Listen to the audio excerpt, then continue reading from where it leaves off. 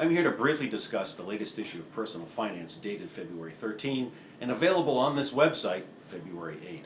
This issue is largely devoted to contrary investing and the importance of betting against the herd mentality. We always advise our readers to give a wide berth to groupthink, and this latest issue is no exception. The first article is entitled, appropriately enough, "Hit 'em Where They Ain't." Battered stocks aren't always real bargains, but when they are, buying them is the surest road to riches.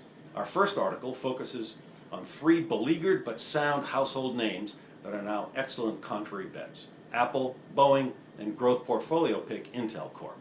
The article, written by Chief Investment Strategist Roger Conrad and myself, underscores how the principles of contrary investing, gauging the madness of crowds to identify value as well as overvalue, are particularly relevant today.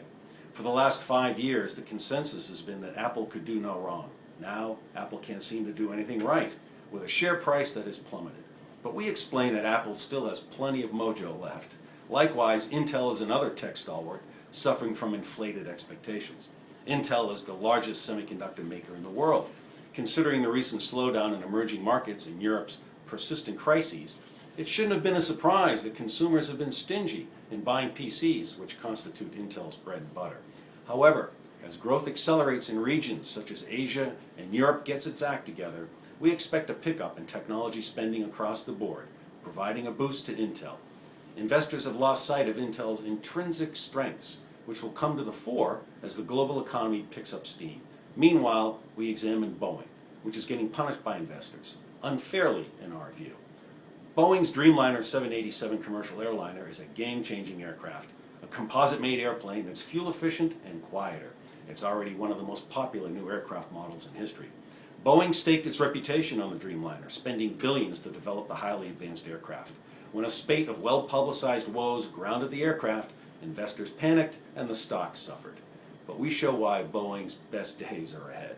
In our second article, investment analyst David Dittman looks at Australian and Canadian real estate investment trusts, or REITs, with a comprehensive list of potentially profitable property plays.